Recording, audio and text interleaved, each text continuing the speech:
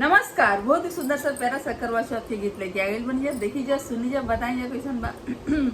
कहवा से आवेली करवा मैया हाथावा से दुरवा ले ले होए साखी। कहवा से आवेले चंदना माता नगरिया जोर भइले होए साखी। कहवा से आवेले चंदना माता नगरिया जोर भइले हो। कैलासा से आवेली करवा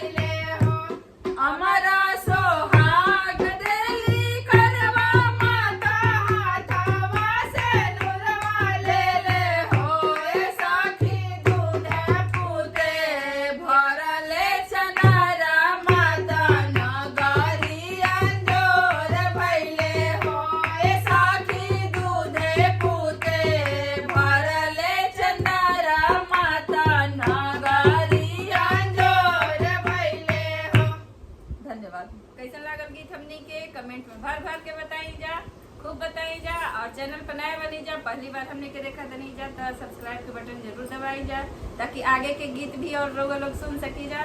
और हमने के वीडियो को लाइक कर दी जा और शेयर भी करी जा। धन्यवाद। धन्यवाद।